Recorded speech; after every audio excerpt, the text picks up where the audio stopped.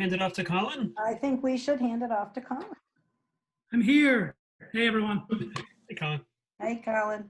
The first thing that I need, Nancy, if you wouldn't mind allowing me to share my screen so I can pull up my presentation, please.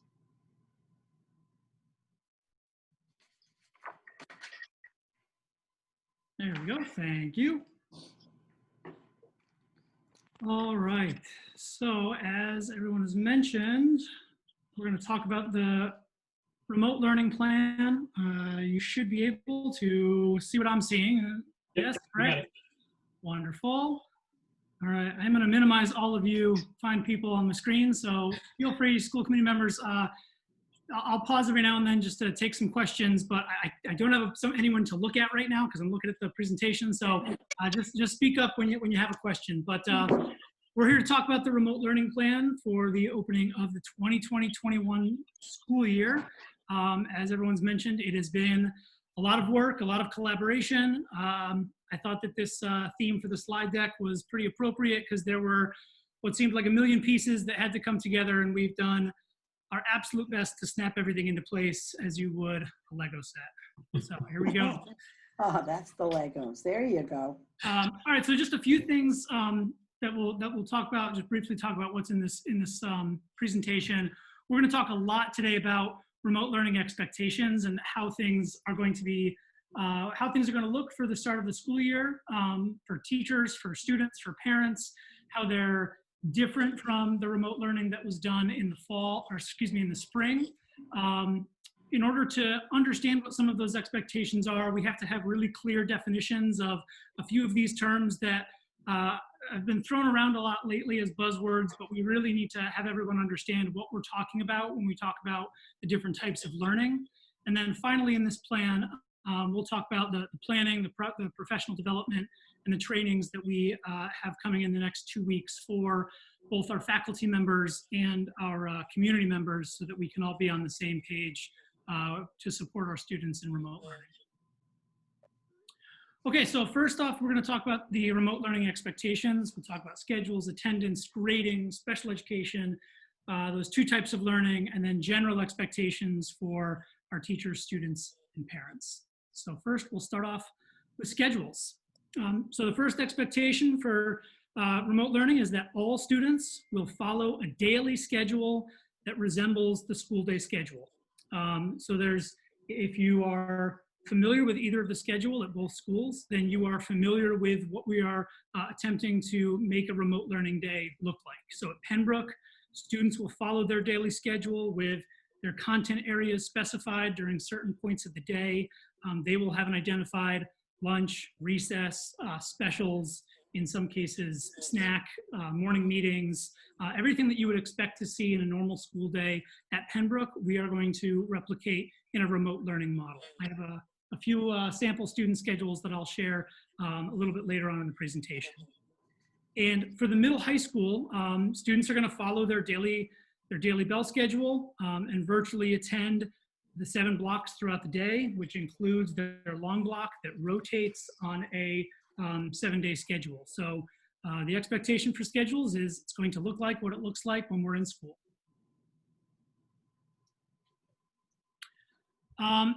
Next expectations are around attendance. And this is a big difference from what was done in the spring in the sense that we're taking attendance. We weren't required to or mandated to have an attendance component for remote learning in the spring. So the way that will be done will look a little bit differently depending on the school. So Pembroke teachers will host a live morning meeting at the start of each day around 8:40, 8:45 when students typically enter the school building. And teachers will take attendance basically by counting and seeing who pops up on their Zoom call for their morning meeting, and they will submit that attendance to our clerks and to our secretarial staff as they would, but it'll probably not be sent down with a student in a folder, but it will be sent via email for any student that is that's not there for that morning meeting. We do understand that a student could attend the morning meeting, but then not attend some of the other activities planned for that student throughout the day. So we just ask that teachers make note of students who are may be present for the morning meeting at the start of the day, but are missing lessons or other live instruction throughout the day, and communicate that with families and administrators. The one thing that I'll say a few times in this presentation is we want to make sure that we're flexible for all of our families and students, but we do want to make sure that we're accountable for who is attending school and who is missing, so that we can make sure that we get those students what we need or what they need, but also make sure that we're hitting those metrics for the time on learning that the Department of Education has said will apply for remote learning for this school year. For the middle high school, attendance will be taken each block of the school day. So students attend 7 periods. They will have attendance taken for each of those periods, and teachers are comfortable doing that through the portal, which they will continue to do.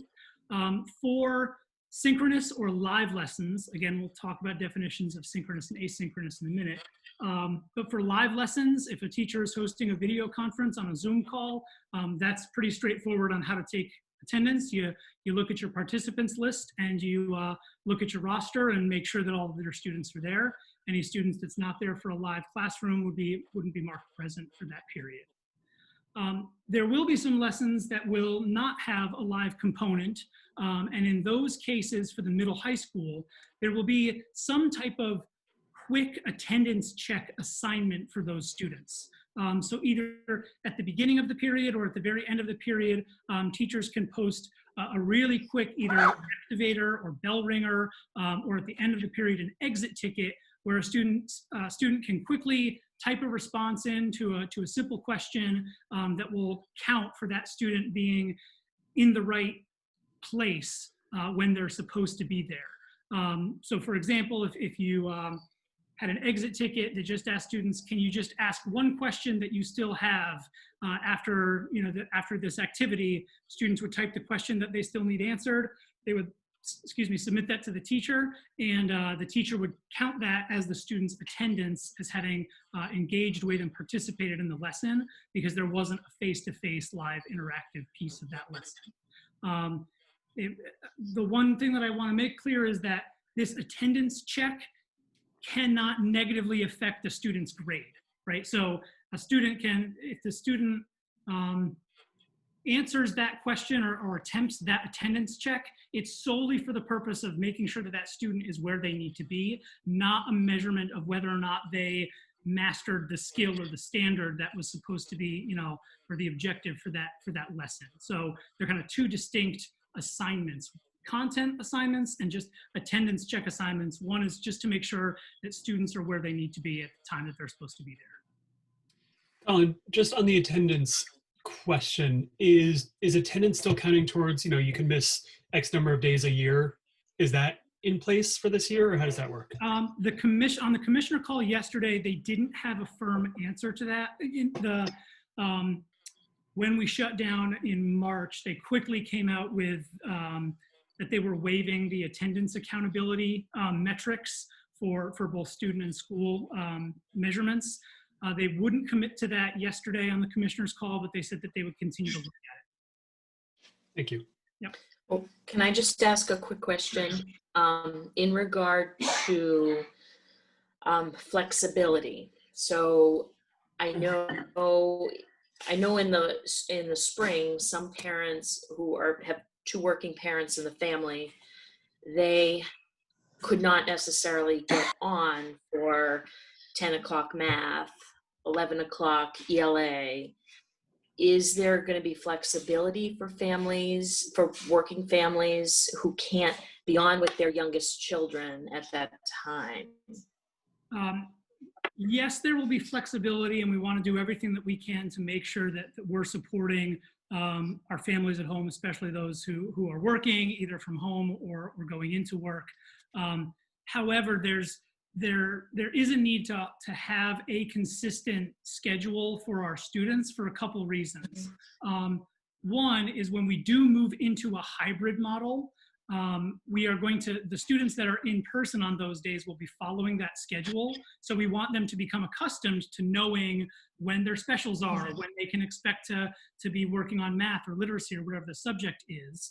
But then also in a hybrid model, if a teacher is going to be live streaming a lesson at a certain time, they're going to be live streaming that lesson at the time of day when they are conducting that lesson in front of the students that are there for those days. So we want to have to start the year off consistently with that schedule, so we don't have to expect families or students to make a big shift when we do go into the hybrid model. The other important reason that we need to kind of hold true to a schedule as best we can is, I know Margaret and Dan and Mr. Oldoni and Ms. Kennedy right now are working out service delivery schedules for students with special needs.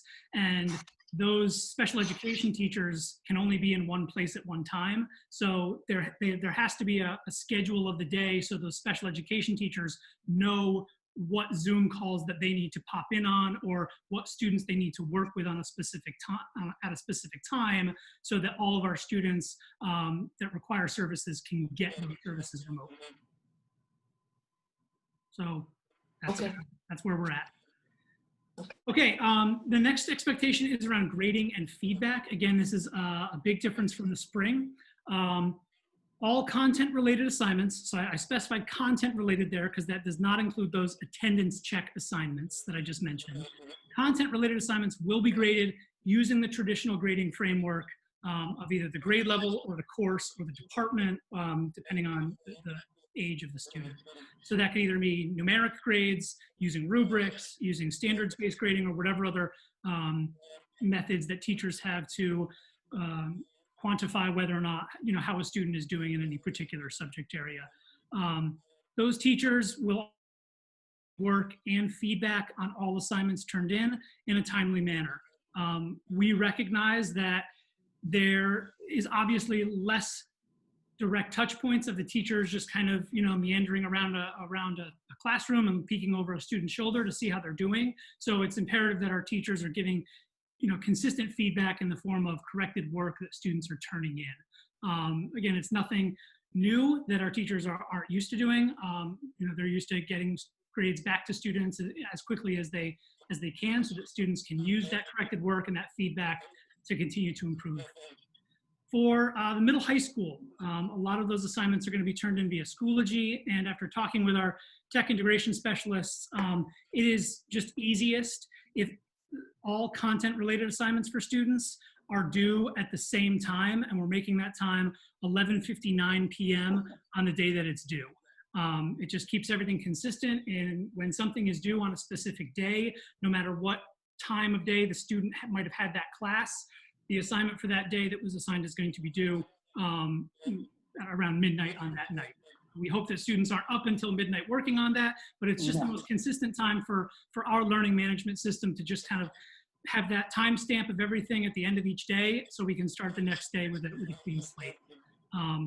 Again, that relates to content-related assignments because the attendance check assignments might be due as students are in those classes. But content, and again, that should give some flexibility for students that if they are in a particular class and they didn't get that work finished before the bell rang and they had to move to their new class, they still have that assignment, they still have the remainder of the day to continue that work, to reach out to their teacher, to ask for help, to call up a friend on the phone and work through it together and submit that by midnight on that day. And for middle high school, again, nothing new, but it is something that was not done in the spring. Grades will be posted in the portal as they traditionally have been. So for parents that are used to checking parent portal, that's where you can get the bare necessities of what a student's grade is and what assignments have been turned in. Now, a note to that is, while specifically in the middle high school, the grades will be posted in portal as they traditionally have, our teachers will be using the learning management systems much more to provide feedback to our students. There are a lot of great features in Google Classroom and in Schoology where teachers can give really specific and direct feedback to students. And we want to make sure that parents know that that exists, and that if they want to get a little closer a more in-depth look of what students are working on and what they're completing, and any comments that teachers may make on their work, to learn the parent features of those learning management systems. Again, we have some parent trainings that are upcoming that we would love people to take advantage of, so we can all help each other start the school year out. Colin, could I just ask a quick question? At GMHS, in terms of the portals, I think, is there going to be a structure or a expectation about on the portal, so parents and kids know what they need to know? Yes, I would defer to Principal Richards for what the policies are for uploading grades into the portal. But I do think that it is a requirement for teachers to post grades in the portal as soon as they are available and ready to be Right. passed back to students. Yep. Okay. A few expectations regarding special education. Mr. Tiano had a forum for families of students with special needs a couple of days ago. So I pilfered one of his slides just to kind of make sure that we're all on the same page in terms of the special education expectations. So for our students with special needs, they will receive, again, a consistent schedule of classes, just like our general education students, but they will also receive consistent services, interventions, and therapies as outlined in the signed and accepted IEP. Students will have structured learning time to access the state standards. Again, we want to make sure everyone's on a consistent schedule so that those students can have access to the general curriculum with the appropriate accommodations and modifications that they are allowed.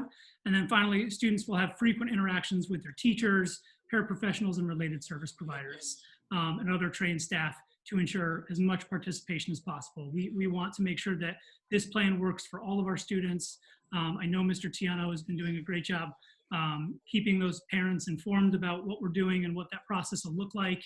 He's got a great frequently asked questions document that I think will be going out shortly. But again, this is a little bit squishier because we were anticipating being in a hybrid model with our special education students being a part of our school day. And we are still working through which special education students will be a part of our school day, even in a remote model. So Colin, I would just add to that, because you wouldn't have known this to put that in your slide. But we are going to be providing in the during the remote period beginning September 16th when we come, we are going to be providing in-person services for very specific students, particularly those students who are in our autism spectrum programs. Those students who, receive, 75% or more of their time generally in, special education services. We are also going to be setting up some speech services because you can't really deliver speech services effectively remotely. And there will also be some testing that needs to be done in terms of as part of development of IEPs that will also be done in person. Mr. Tiano will be providing information very soon as to the families for whom this pertains. And I hope that this will go a long way to supporting, this specific group of children for whom remote learning is next to impossible. Thanks, Carol. You're welcome. All right. Oh, wait a minute. I do want to jump in quick while Colin is trying to change the slide, and thank Joni, who is the chair of the CPAC or the president of the CPAC and the CPAC in general, for just being really great advocates for those students and being a real resource throughout the process. It's been really great to see. Agreed. All right, I am caught between Zoom and Google Slides. I'm in purgatory.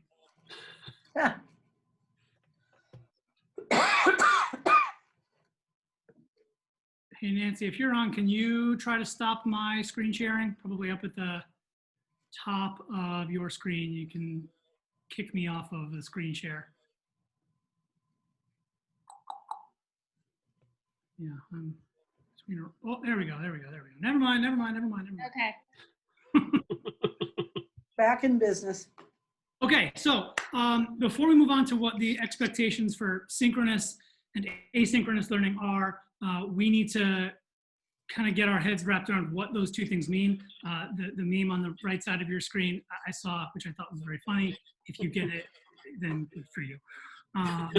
Okay.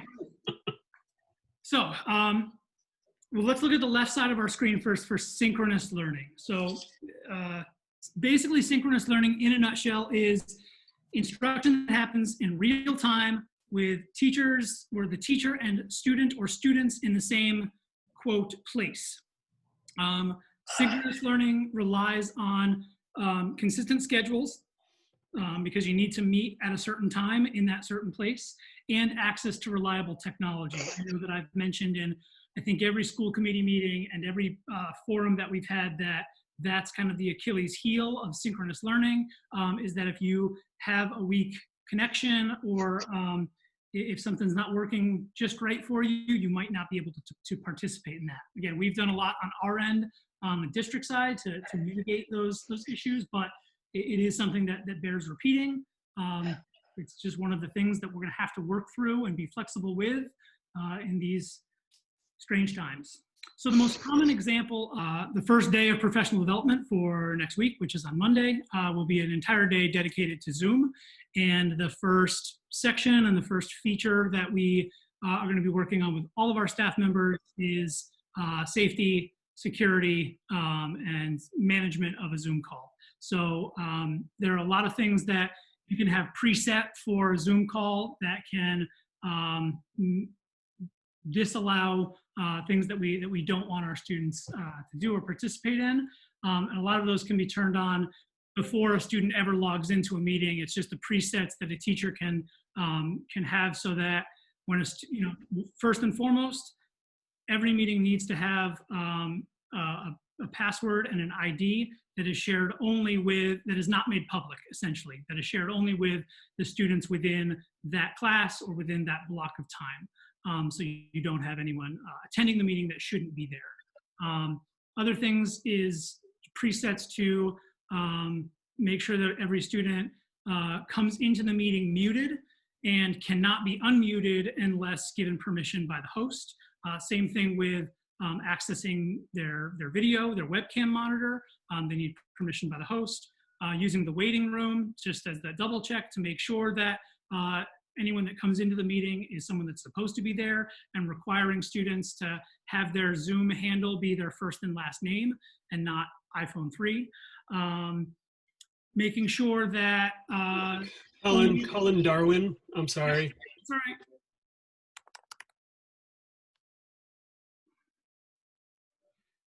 Making sure that, I think he scooted out.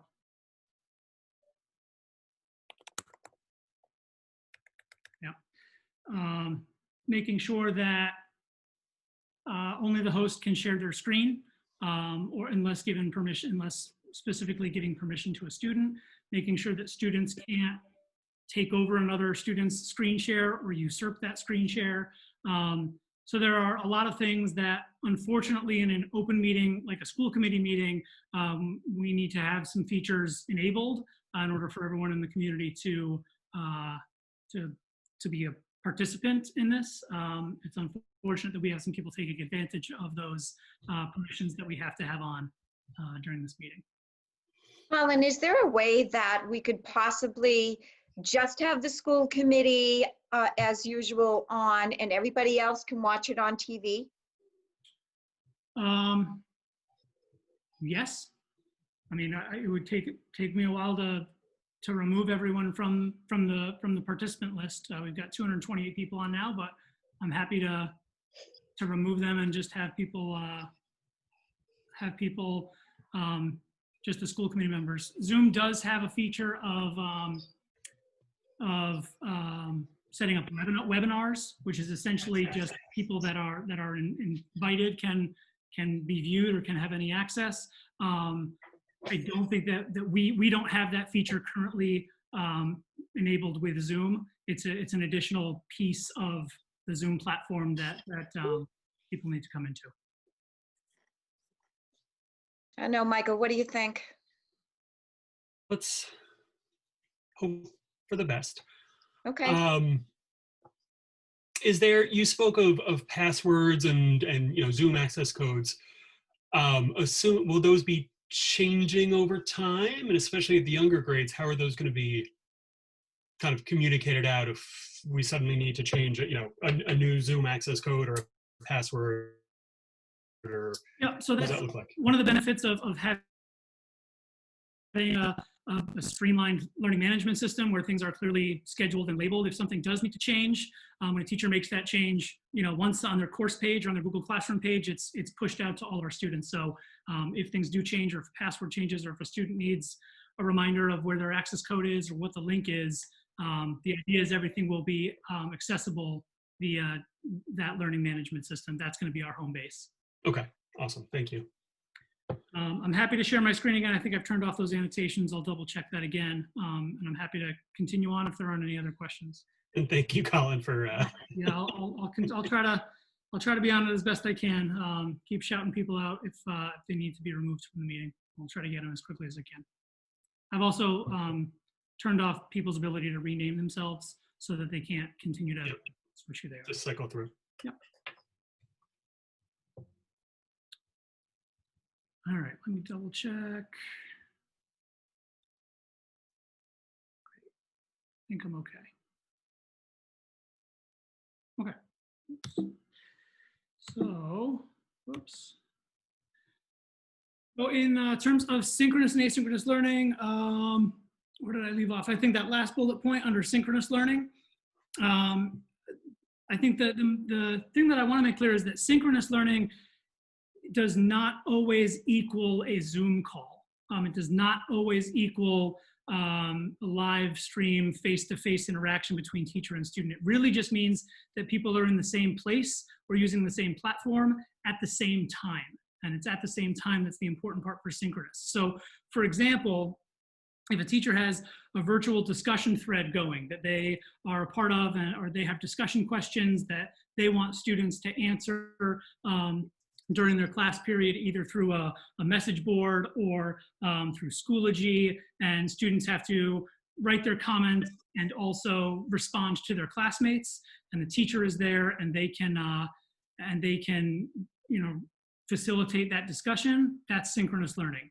Same thing with interactive bulletin boards. There's a great program called Padlet that everyone can kind of interact with at the same time and post their own kind of bulletin on the bulletin board and make comments on their peers. And if the teacher's there facilitating that lesson, that's another example of synchronous learning. In collaborative documents, we have a lot of experience using Google Docs and using Google Apps. So if a teacher has a Google thread that they have open or a Google slide deck that students are adding to each page or slide, then that's certainly something that would be considered synchronous, as long as that's all happening at the same time and the teacher is present to make sure that's being taken care of.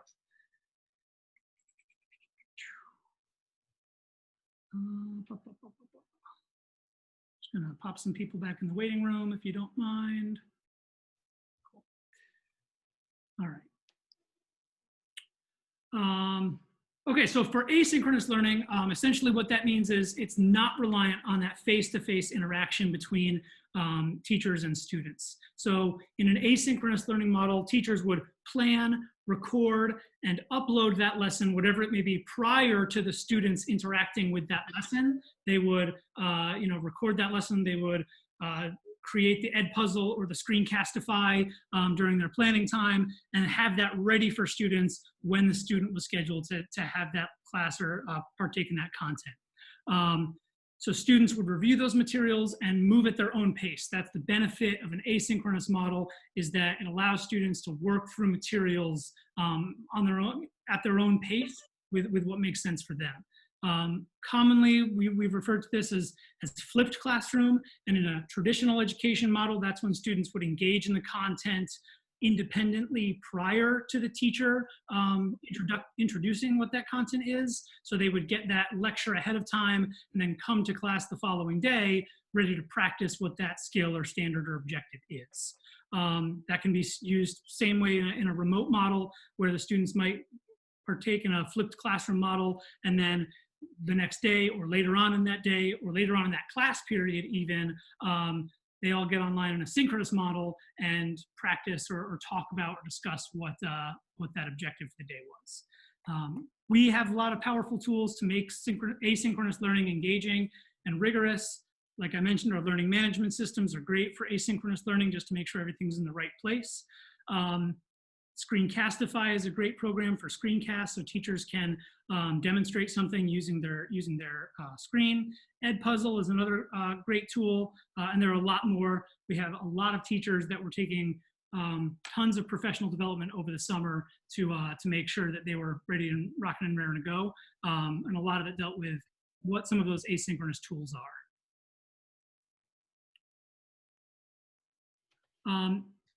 The one thing that I want to make clear is that synchronous and asynchronous learning does not have to happen. They don't both have to happen in a vacuum. They can be blended together to kind of give the best of both worlds for students. And that can happen certainly within a student's school day. So they might have some synchronous and some asynchronous learning happening over the course of the school day. But it can also happen within the same class period or within the same content. And I'll give an example of how that can happen. So for example, if the bell rings at 9:30 and all my students log into my live streamed class via Zoom, they all sit and participate in my short focus lesson where they get the objective for the day and they see me practice a few problems to demonstrate what that objective is. I would then, as the teacher, release my students to go work on an asynchronous activity that I've planned for them to do independently or in small groups collaboratively. And they would work on that independently or asynchronously, while at the same time I ask a few students to hang on and stay on that Zoom call with me because they might need a little extra help, or I might want to clarify things for them a little bit more. So then I'm working in a small group with those students synchronously. So we start full group synchronous, the class moves to an asynchronous model, except for the small group that I want to pull and I have them hang on the call with me. So I'm kind of using both models to make sure that every student understands and shows proficiency with that objective for the day.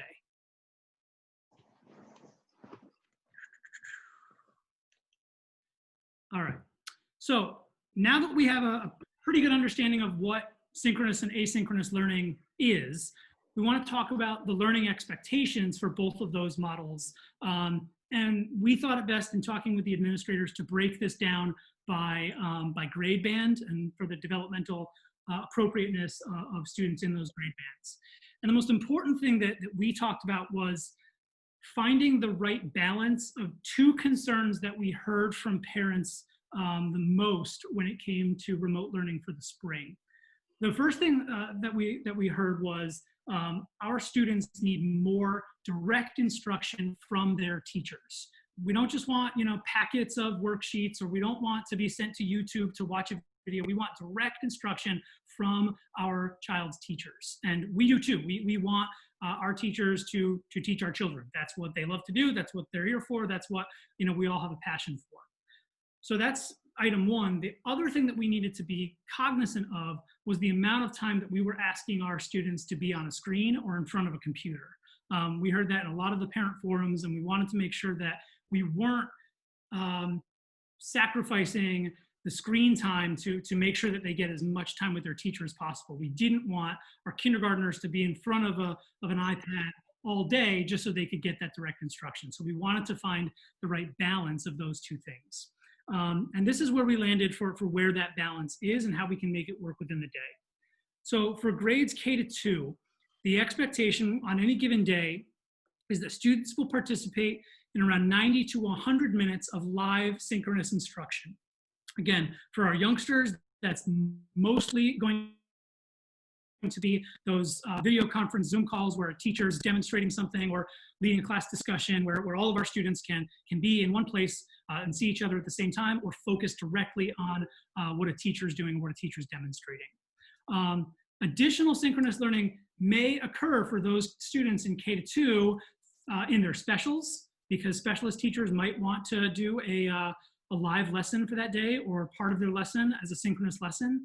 And students may also have more synchronous instruction in small group or individual settings. If you're thinking about guided reading groups or pulling individual students to make sure that they get what they need, having some other time where students can have that synchronous instruction in a smaller setting. So on the whole, 90 to 100 minutes, but also factoring in additional time for potentially specials to be done synchronously and small group instruction, small group meeting times. In grades 3 to 5, that expectation bumps a little bit to 120 to 160 minutes of live synchronous instruction, with the same caveat that some of student specials might be synchronous, and they may be asked to participate in some small group instruction in a live setting as well. We will do everything that we can to make sure that that synchronous instruction is spaced out through the day so that it's at somewhat convenient times for people to log into, or for instance, backing up small group instruction right after a focus lesson, so a student doesn't need to log off, do something, log back on, log off, then log back on. We want, if there is going to be some small group instruction, we want to try to time that so it can be seamless, so a student isn't going back and forth and yo-yoing all day long. In grades 6 through 12, so when our students start to have different teachers for different content areas, we had to change the model up a little bit there because it would be impossible to track a number of minutes for any particular student, especially when our students might have 7 different teachers and we can't know exactly what every teacher is doing on a given day. So the general expectation is about 60% of the school day will be taught in a live synchronous setting for our students, while 40% of that will be taught asynchronously. However, during that asynchronous learning, and this applies for our elementary students too, anytime during an asynchronous lesson where students are working on something independently or at their own pace, the teacher will always be present at that time to give feedback and or work in small groups with students. So I don't want anyone to think that if teachers hit that 60% or that 120 minutes that they're all good. They're working a full school day and supporting our students throughout that whole school day, even if students are working in an asynchronous model. The last thing I'll say about the 6 through 12 is the way that shakes out for teachers. So for example, a secondary teacher teaches 5 periods a day, 5 blocks a day over the course of a 5-day week. So essentially they're teaching 25 blocks over the course of a week. If they teach 60% of those blocks synchronously, they're teaching 15 of those 25 live and 10 of those 25 in an asynchronous model. So that's a good gauge for our teachers to use to kind of calibrate how much they're planning for a live setting and how much they might be planning for a flipped classroom or an asynchronous model. I'm going to pause here, check the waiting room. I'm happy to answer any questions that people might have.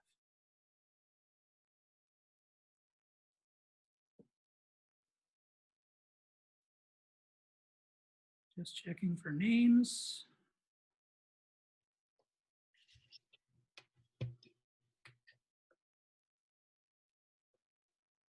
Okay, I think we're okay. Sorry if everyone hears the dings on your end. All right, am I okay to move on? Yeah, I think so. All right, so I already just mentioned this a little bit, but what are teachers doing during asynchronous learning? It's what I bolded in the last slide, and I wanted to make a point of it. So the first thing that our teachers are doing is the thing that they're always doing. They're supporting students. Even if students are working independently, or even if there's not a live component, our teachers are supporting our students. Like I mentioned, they'll be present during all blocks and content areas throughout the school day, and they can use that asynchronous time to schedule individual or small group instruction with our students.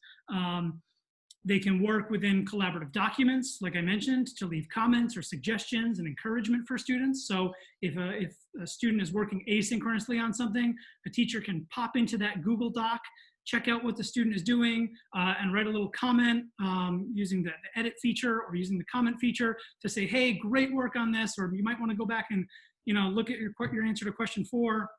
Whatever the case may be, the teacher can pop into those documents as they need to.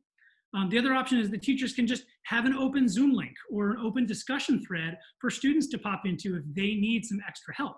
Teachers are working that period. They're in the class with those students. So this would be like the teacher kind of walking around the room asking for teachers to help, or sitting at the front of the room and saying, I'm here if anyone needs me. You guys know what you need to be doing, but happy to help. Just come on up and I can look through something. We can work through something together. You can do that same thing either through an open Zoom link or a discussion thread. Colin, I'm gonna stop you there. Cheryl is muted but has a question. Gotcha.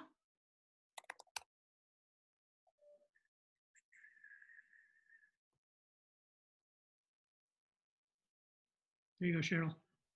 There we go. Okay, I don't have a question. I was just letting you know that I couldn't unmute myself. Yeah, I turned that feature off for the public, so we didn't have any interruptions. I will see if I can unmute just our school committee members. Bear with me for just Right. If the school committee is unmuted. Yep, I think we are. And Carol is still muted though. Yeah. Carol, I'm going to unmute you, but you don't have to contribute unless you want to. And Cheryl, I'm going to lower your hand. Oh, thank you.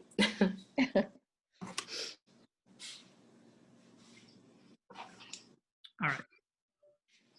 Back to the action. Okay, so moving forward, all right, before I show that, because I'm sure people are going to pick that apart with a fine-tooth comb, I'm going to share a sample student schedule. I need to make the big old caveat and like flashing lights that this sample schedule is not the current year schedule for that grade level.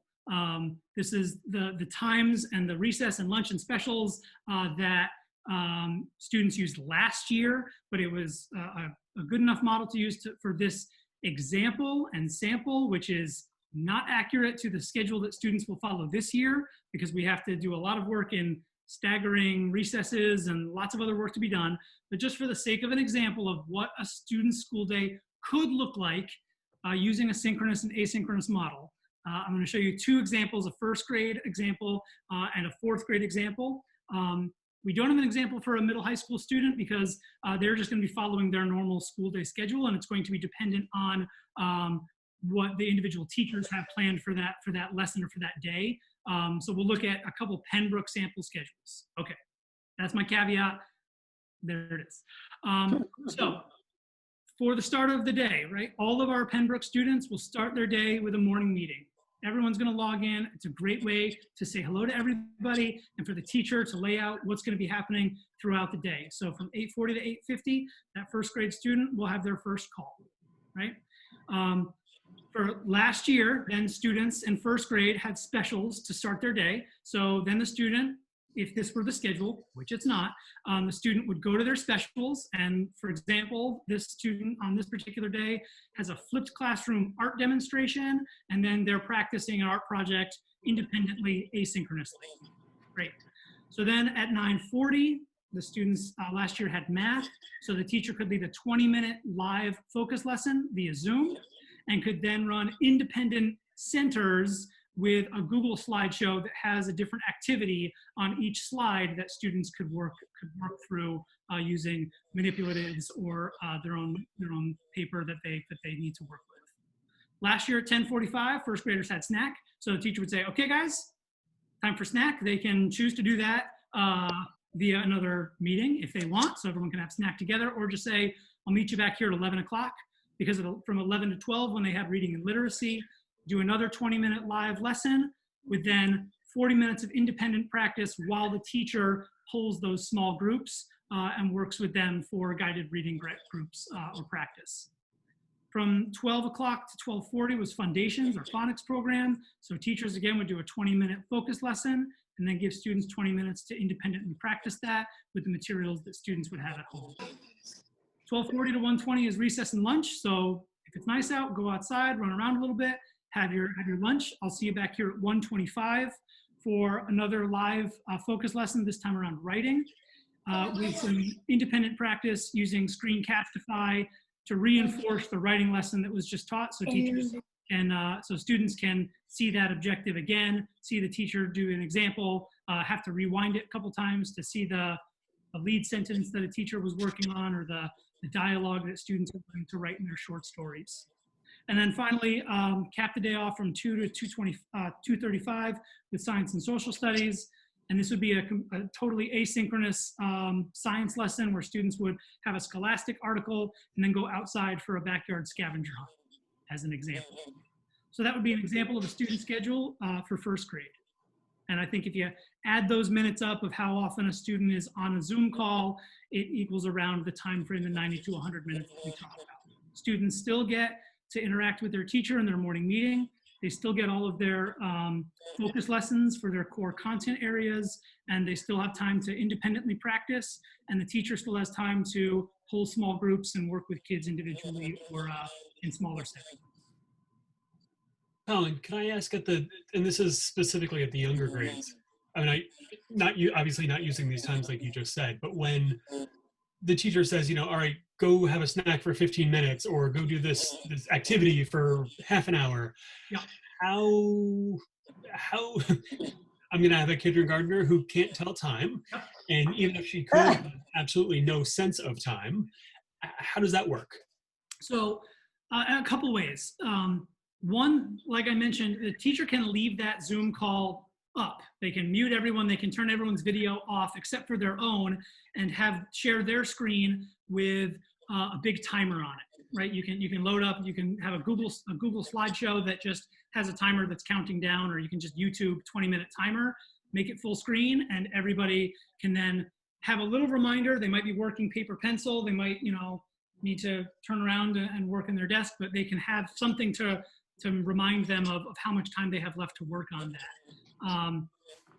I think this is where we're going to need help from families at home to keep track. And like I mentioned to Cheryl, we're going to work with families and we're going to be flexible. And if we have to start a lesson a few minutes late because we're waiting for students to finish up a snack, so be it. I think we're going to learn as we go, and certainly the first couple of weeks that we're remote. But hopefully we can fall into some type of routine and schedule where we can kind of know the routines and drills, just like we normally do when we start the school year. It takes a while for students to learn how to line up correctly, or get their materials, or get up from the carpet and go find their seat. We're going to have to reinforce a lot of these routines as well. So while we have this schedule right now as it stands as a sample, we might need to do some education and some routine practice with our youngsters so they can get into this routine as well. Okay, thank you. Yep. So another example here, this is from 4th grade. Again, this is last year's 4th grade schedule, but again, it starts with a morning meeting. So a 15-minute morning meeting where we can reinforce some of the CARES model that we're doing, or the SEL strategy that we're working on. And then we go right into a 30-minute math focus lesson, and then some independent practice with small group teacher support. So the teachers having a few kids hang back and work with them, and then maybe has a couple of meetings scheduled with students. Then is writing with a 20-minute focus lesson. Then a collaborative group work assignment where students are working in Google Docs, maybe editing each other's drafts or working together on creating a short story, whatever it may be, but using Google Docs so students can continue to work together even though they're not sitting next to each other. 11 o'clock is science or social studies. So here would be a 20-minute focus lesson followed by an Edpuzzle activity, which is another great asynchronous tool that we're going to give our teachers some training on, which is basically where you can create your own videos or find educational videos from other places and embed your own notes, your own assessment questions, your own comprehension checks within those videos. So a great way to reinforce something that was taught during that focus lesson. Students had their specials right before noon in 4th grade last year, so there could be a recorded PE demonstration, and then students would go practice that skill outside. I know Mrs. Marr and I have both already volunteered to be Ms. Basilian's guinea pigs and demonstrate some PE skills that she wants her students to know. So we'll be skipping around the parking lot or doing whatever Ms. Basilian wants us to do that she can record. So happy to do that and help out with the cause. Then students would have recess and lunch, come back for their reading and literacy, where they would do a 30-minute focus lesson and then 40 minutes of independent practice with, again, the teacher pulling guided reading groups. And then finally, a daily wrap-up, which is what the 4th grade ended each day with last year, where they would make sure everyone knows what needs to go in their agenda books, where they would make sure that they're organized for the day. That can easily happen through Google Classroom and through an end-of-day live call. So again, just an example, but I think if you add up all of those times, you'll see that it equals the time that we're suggesting. It has all of the content areas along with student activities so they can be engaged for a full school day. All right, let me check the waiting room just for a second, and then I can move on.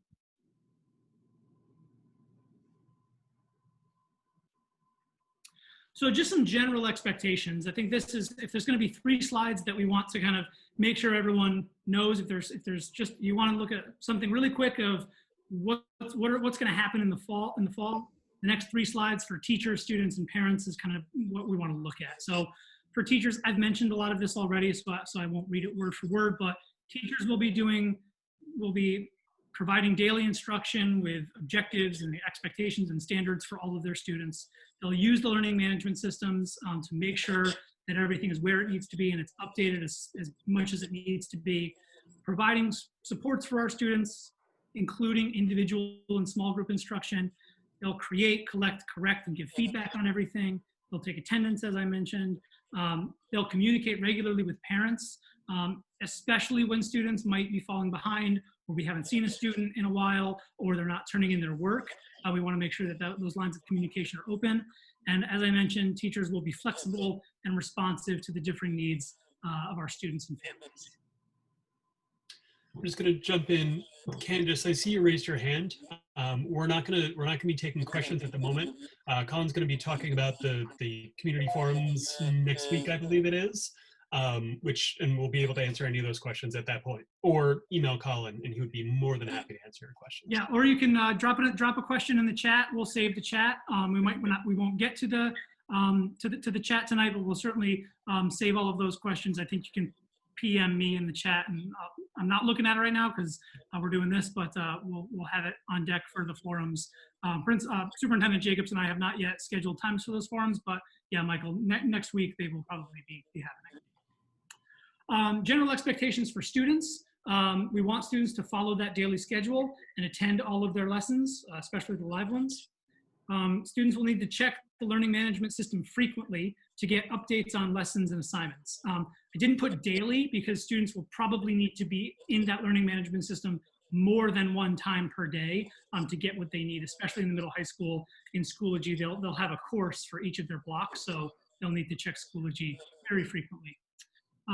Complete and turn in all of their assignments, and then most importantly, reach out to teachers, administrators, counselors, support persons, whoever you have that you can reach out to when you have questions or concerns or you need extra help. There's nothing new there. Students can always reach out. And then general expectations for parents. This is where we're going to need your help. We would love to have parents assist children in accessing those materials, assignments, and live lessons. Again, just accessing. If you can help students get what they need to get, we can take care of the rest. Check those learning management systems frequently to get updates.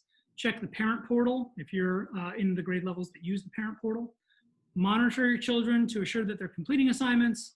Contact teachers. Again, please let us or anyone know if you have any questions. And then lastly, contact the school if your child is going to be absent. I know that sounds a little silly because we're all learning from home anyhow, but If your student is sick and they cannot participate, we still need to record that as an excused absence. So please contact the main office as you normally would to report an absence so we can correctly mark it and make sure that we know where your student is and that they're okay. All right, now that we've gone through all the expectations of remote learning for the fall, wanted to talk about, just kind of draw a really fine line on how it's going to be different from the spring. So the picture on the left for the spring is kind of the phrase that we have all been using. We're building the plane as we're trying to fly it. I'm not going to say that any of us were that guy on the drink cart, but I'm not going to say that none of us were on the drink cart. And the picture on the right is what we're going for. We planes on the ground. We've been working really hard to make sure that it's up and running and has a smooth flight for the start of the year. We're going to need to continue to tinker. We're going to need to continue to be flexible and be nimble, as someone said. But I think we're on much firmer ground, having had the time to put this plan in place. Even if we all just realized we were going remote in the last 3 weeks, the work that we did for the hybrid model will translate to what we're going to be doing in the remote. So here's just a list of generally what those differences are. So in the spring, in terms of schedules, we had an abbreviated schedule because DESE told us we should do about 50% of a normal school day. GMHS had an altered schedule of about 3 blocks per day plus teacher office hours, and Pembroke teachers distributed a weekly schedule to their students. For this year, we're following a daily schedule. Middle high school students are following their regular 7-block rotation, and Pembroke now will have a daily content schedule for every day.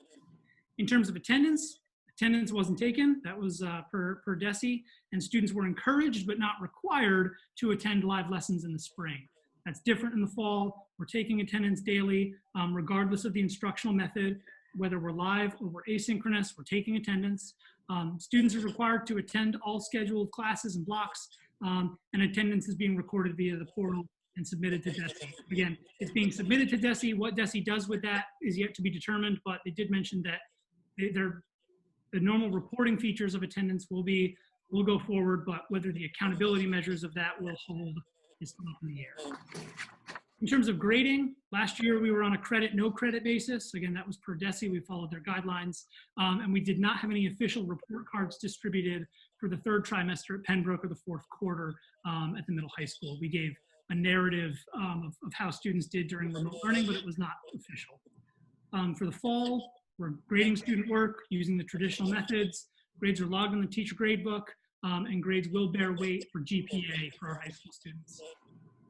In terms of curriculum and instruction, for the first 4 weeks of remote learning in the spring, we were told to review or provide enrichment activities for students.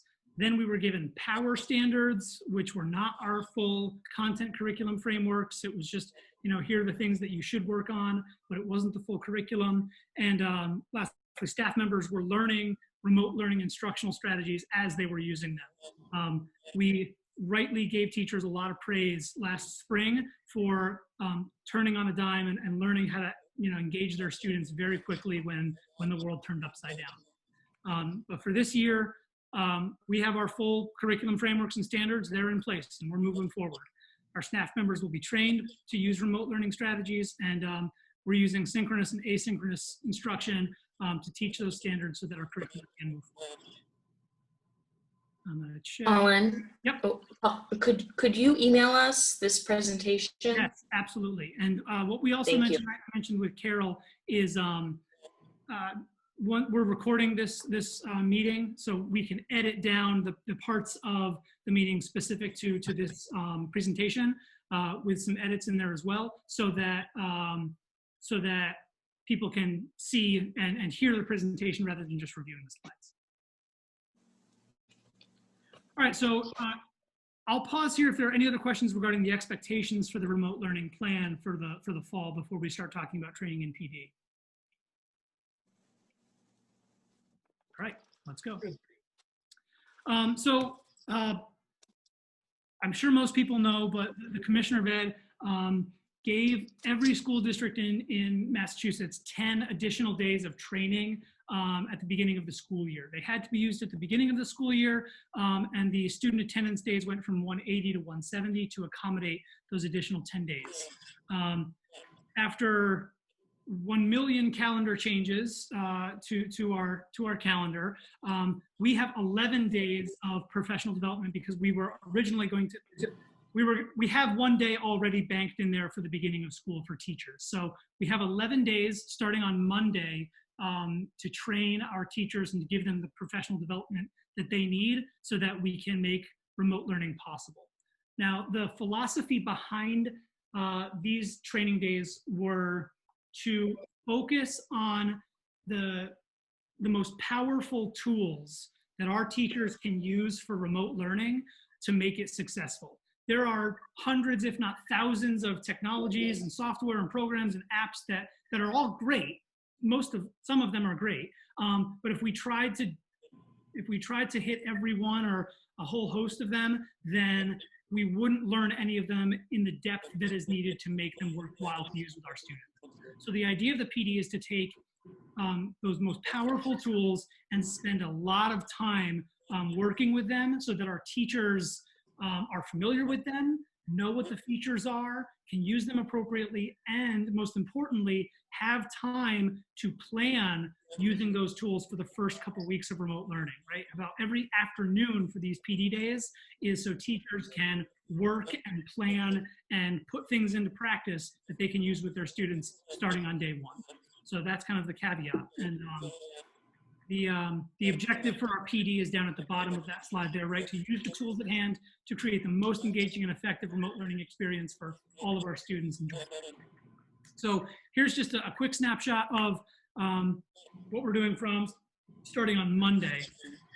Like I mentioned, we're starting off with Zoom because that's going to be the platform that our teachers use to make sure that they can work synchronously with our students. So there are all of the features there and the topics that we're going to cover. I have a few great staff members that are going to be leading some breakout sessions, but for the most part, teachers can work through these on their own pace through some kind of flipped classroom model videos and lessons that we have for them. And then there'll be a kind of a checkbox after each feature that they've learned to say, yep, I've covered it. I know how to do it. I'm ready to plan with it. I'm going to move on. So Zoom will be the first day. Tuesday and Wednesday of next week are going to be devoted to learning management systems. So that's Google Classroom at Pembroke and Schoology at the middle high school. We want to give our teachers lots of time to learn all of the features, all of the ins and outs, make consistent pages, make sure that everything's uploaded to the right place, that they know how to post and collect and give feedback to our students, because that's going to be the home base for where a lot of this learning happens and where a lot of it not only presented, but also turned in. So we want our teachers to have a lot of time to work through those learning management systems. And our technology integration specialists are doing a great job planning for those days. September 3rd, we have, we're splitting the day in half. The morning will be all about G Suite, all of those Google apps and extensions that we can use to make sure that everything's organized, and we're using things to make what might be an ordinary slideshow much more dynamic and interactive for students. And then the afternoon of that day, we're doing all of our mandatory trainings that we always have to have completed before every school year, including Title IX and civil rights and any harassment training. Mr. Tiano and Ms. Sutherland are taking the lead on those trainings so that we can check that box and be in compliance with everything to start the school year. We then have Friday off, again, another calendar change, and we have Labor Day off. So we come back for more training on the 8th, and we're going to spend a whole day using a program called Screencastify. I mentioned this is a really good tool for asynchronous learning, where teachers can record themselves and record their screen, demonstrating whatever they need to demonstrate, and they can record that, they can edit it, they can pull in other videos to put alongside it, and they can upload it for students to watch as an asynchronous lesson. The 9th of September is going to be another tool called Edpuzzle, which I mentioned you can pull in educational videos or create your own videos and attach a lot of cool things to that so that students can interact with those videos as opposed to passively just sitting and watching something, not knowing whether or not they got it or not.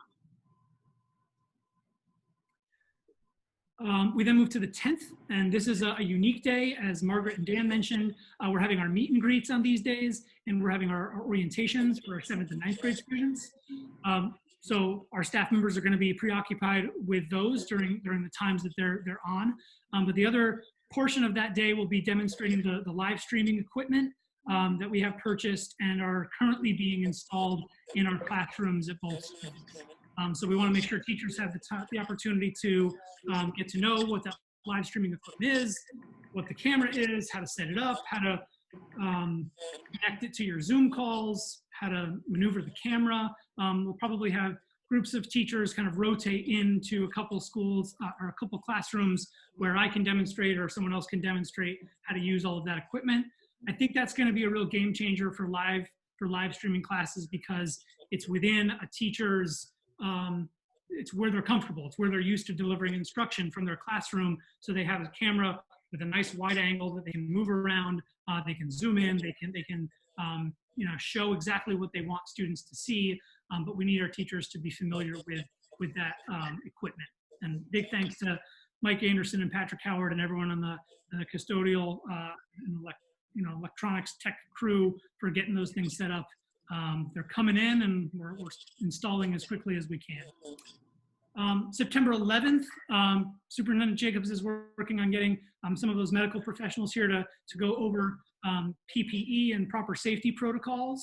This is more for when we move into the hybrid model, but we have to do this training now because we won't have a day in between for professional development when we move from fully remote to a hybrid model. So we need everyone to be on the same page there. That'll be about half the day. The other half of the day will be more remote learning tools. We have Schoology coming in, not coming in, but Zooming in to do some specific integration work with our staff at the middle high school, integrating third-party apps, as well as using some of the assessment features in Schoology. And at Pembroke, we have some subject-specific tools that we want teachers to have some time to be able to work with. So with our science program, STEM Scopes, they've done a lot of work to kind of reinvent their program for remote learning. Project Lead the Way, Explain Everything, SimDiff, some of the other things that our teachers are already used to using. So we don't want to throw a bunch of new stuff at people, but make sure that they have the time to use the programs that they're familiar with to learn to kind of plan for how it can translate to remote learning. And then the 14th and 15th of the following week, we're reserving for school faculty meetings, and then giving lots of time for our teachers to have those department meetings, those grade level meetings in that time to plan, and prepare so that we hit the ground running on the 16th when students log on, we're ready to rock and roll. Questions about teacher professional development before we move on?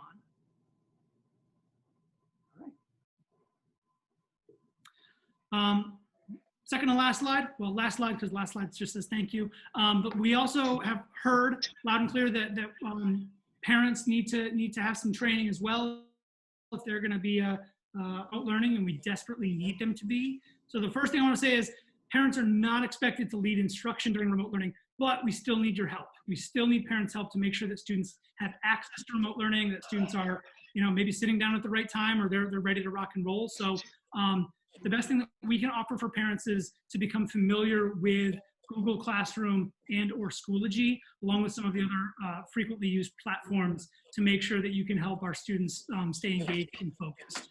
So for Pembroke families, we're going to be doing a joint Google Classroom and Google Drive workshop led by our tech integration specialist, Marianne Fravel, on Monday, September 14th at 10 a.m. And for our middle high school families, we're going to be doing a Schoology and Parent Portal session on Monday at noon, as well as a Google Drive presentation on Tuesday at noon.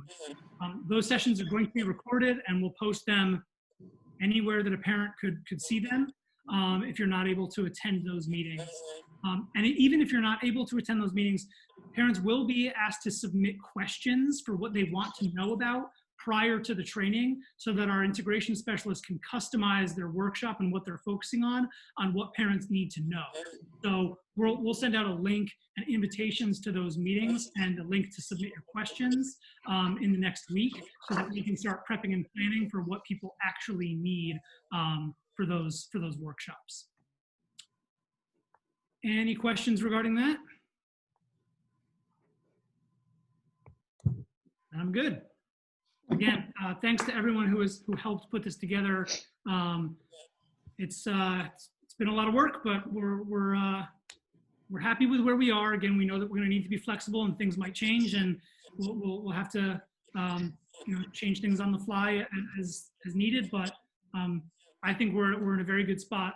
I'm excited for teachers to be in starting next week and do some good training, learning some cool things, and putting it into practice with our students when they come back on the 16th. Thank you, Colin. I appreciate it. Thank you. I just wanted to circle back to the Zoom challenges for a moment, and just really underline that this is not the way a class environment would be. There's a lot more controls that we do in a classroom environment that we really can't do in a public meeting. Also important to know is that all the chats, whether they are they can be turned off, but B, more importantly, any chat that shows up becomes part of the Zoom video. So the teacher will get that at the end of it. So if anything inappropriate is happening, that can all be sort of taken care of. And on the off chance that something like what happened tonight happens, especially in a class environment where there are 20 people on the Zoom, the teacher or whoever is hosting that meeting can end that Zoom call with 2 clicks. So if necessary, there is a quick sort of eject button that can be done if totally necessary. So there are in addition to everything that Colin said, there are other strategies that I'm sure the teachers will know all about. The one other thing, Michael, that I do want to mention is that I know our principals have specific reopening plans and expectations for students, specifically regarding remote learning. We have our acceptable use policy when it comes to technology and our handbooks and a lot of things that are being updated, so that from the get-go, students are very well made aware of what those expectations are and can be held accountable to those standards. Laura, I think you should be able to unmute now. So I did want to just jump in, Michael, to assure you that in our handbook, we are going to have the same behavior policies that are in our new expectations that are in our handbook. And that is that screenshotting, doing any of this is against a discipline policy, and they will be held accountable as if we were in school. And along with that students do need to log in with their full name, first and last name, and their picture, so that if something like that were to happen, we know who's doing it and there will be an accountability. So anti-bullying, any of that will be, again, going against our policy. And we are going to have a sign-off sheet for parents the same way we would in the handbook, that parents understand the expectations for remote learning and sign off that they agree to have their child adhere to those expectations. Thank you, Margaret. All right, any questions on the Colin's learning plan or remote learning plan? I just want to again thank Colin, all the administrators, the tech integration specialists, everyone who's contributed to this. And I'm really excited to have the opportunity to talk with all the teachers and really make this plan come to life. I hope that parents in the community are satisfied with and had some of the answers that they have been concerned about have been answered for them. And we're looking forward to a couple of those community conversations where if people have specific questions, we can try to answer them. But school's going to open and we're going to be ready. And again, thank you, Colin, for putting it together. It was very succinct, very clear, and I hope it it satisfies and answers the public's questions about what we're going to be doing. On top of that, I also want to thank Carol and Barbie for answering all of the emails that have been coming in about questions about how school's starting and so forth. So they've taken the time to really answer every single question. So thank you, Suzanne. Carol Thank you, and Barbie. Yeah. Cheryl's muted. Cheryl's muted again. Got it. I totally just Can you Oops. hear me? Oh, you're at Pam. Yeah. Okay. No, yeah. I just wanted to second that. Can people hear me? We can hear you, Pam. Okay, great. Mhm. Yeah, I mean, there have been numerous emails naturally. I mean, people have all kinds of concerns and rightfully so. I'm trying to, like picture how a small, a third grader you're going to get them to sit down and not get up all the time and like actually sit through. I know there's going to be a lot of flexibility and I, hope everyone understands that as we go forward and we begin this whole process. A lot of patience and things will all work out because everyone has thought out the details of this. It was an excellent presentation, Colin. Thank you so much. I just, so many questions answered. But yeah, back to the point I was thinking of is Carol and Barbie. Thank you so much for answering all of these emails that have come in so thoroughly and thoughtfully. Thank you. Thank you, Pam. Yeah. No, and I just wanted to piggyback off what Suzanne and Pam said about the letters or the emails, that even though Barbie and Carol responded so eloquently, the rest of us have read all of the emails, in some cases more than once. So just so the public does know that, even though we haven't responded, it's the responsibility of the chair, and then whatever is not school committee purview is where Carol steps in. And again, thank you for doing that. Just Colin, one other quick thing. Will your PowerPoint, will that be able to be put on the school website? Sure. Yeah, So we'll people make can sure see we it? post. Is that possible? We will make sure this information gets available. Sometimes the challenge, is that, some people can easily, read it and understand it, but it's always more powerful when you hear Colin explain it. So we'll definitely make the information available. And then in the presentations that, not the presentation, discussions, the community conversations that we'll have, hopefully people will be able to, engage in it on a little bit more intimate level with us in terms of what they're thinking and what they're interested in knowing more about. But we will definitely make it public for people because it is important information. I think Colin did, like I said, a great job, taking very complicated information, putting it into a very succinct, clear presentation. We will talk about how to do that tomorrow when we meet. Great.